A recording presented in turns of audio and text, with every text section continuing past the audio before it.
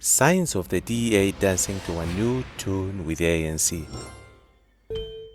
The outcome of the May 29th general election did not produce an outright winner according to the official results. This meant that some form of joint government had to be formed. After first considering a coalition government, the ANC eventually settled for a Government of National Unity (GNU). This was extended to Governments of Provincial Unity (GPUs) in those provinces where the ANC did not meet the 50+1 threshold, such as in KwaZulu-Natal and the Northern Cape. This form of government has meant different things to different political parties.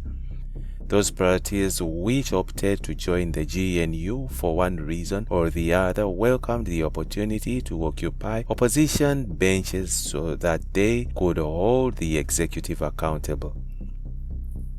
Of the parties that joined the GNU, smaller parties such as the Patriotic Alliance (PAC) and others with no more than 3 seats saw their leaders being elevated to positions of ministers or deputy ministers.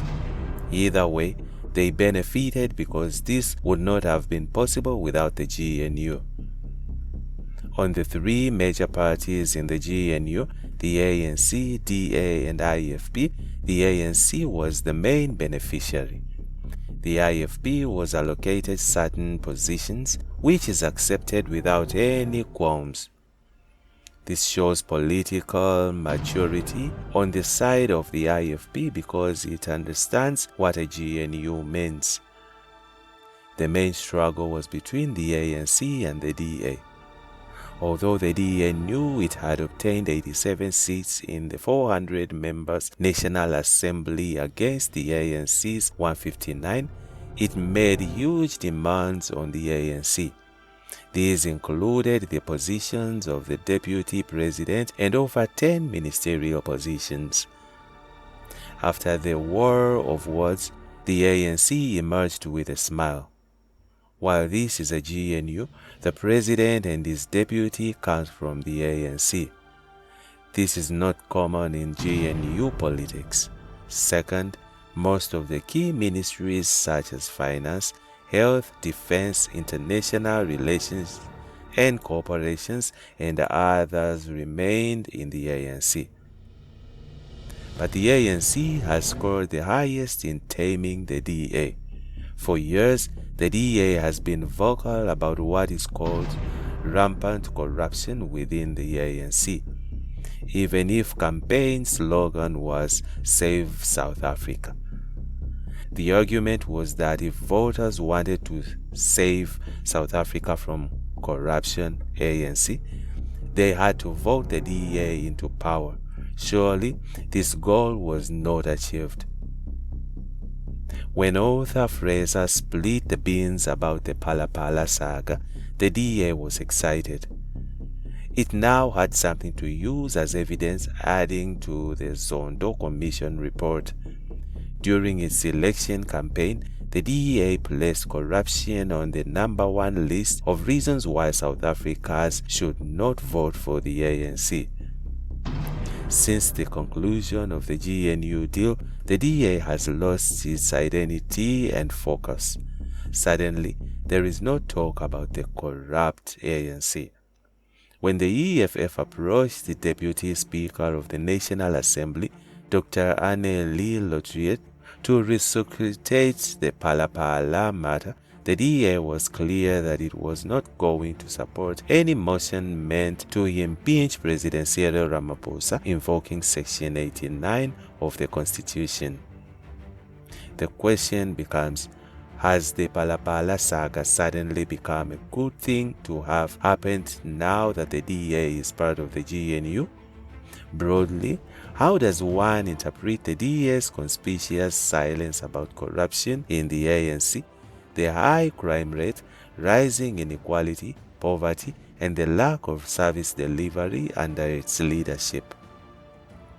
Importantly, has the DA decision to relinquish its official opposition status resulted in the party's loss of identity? What does the DA now stand for? These and other questions are critical in understanding DA politics since it formed part of the GNU. One wonders if the DA was genuinely opposed to corruption or if it made the loudest noise simply to sit at the high table. Now that it is there, all the wrongs of the past once associated with the ANC have miraculously dissipated like dew at sunrise. At the center of the DA's change of stance in the issue of the electorate.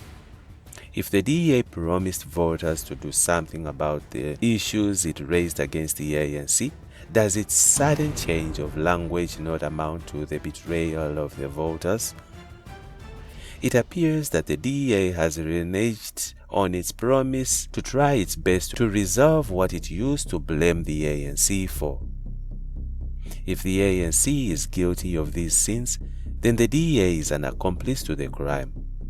It can no longer claim innocence when things go wrong in the country because it is part of the government.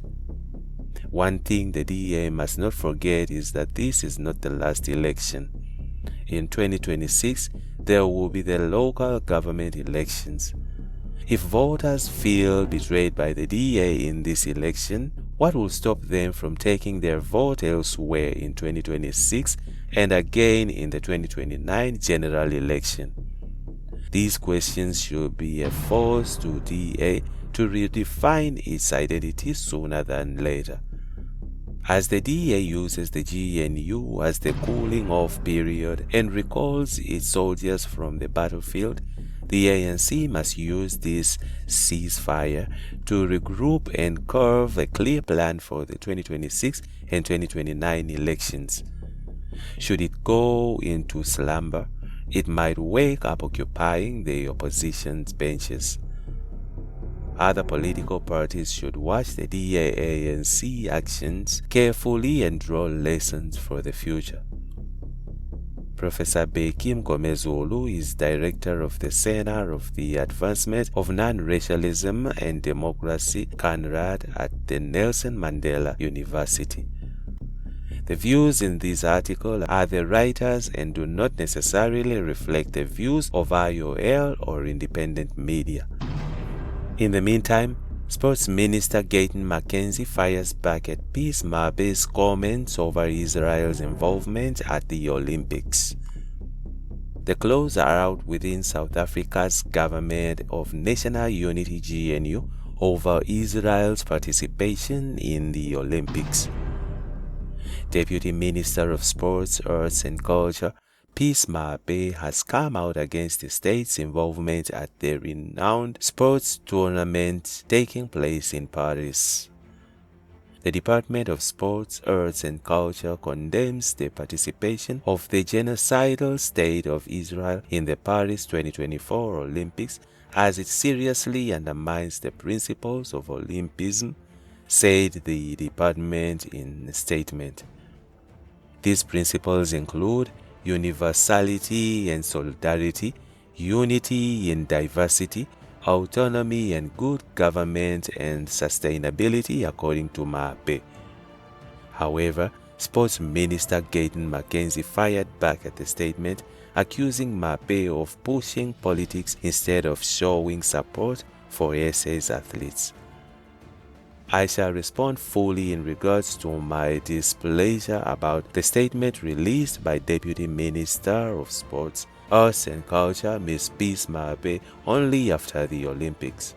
I don't want politics to take center stage now. This is the time for, at official team RSA, let's rally behind them, McKenzie wrote on X, formerly Twitter. In the statement, Mabe said, she sees Israel's presence at the Olympics as grossly inhuman and indicative of scant regard for thousands of Palestinian lives lost as a result of continued genocide by Israel against women, children, men, and elderly and the sick. Russia and Belarus are among the countries forbidden from competing in this year's Olympics after the International Olympic Committee agreed to suspend them due to the ongoing conflict in Ukraine, according to CBS News. And that's it from INJIBS Network.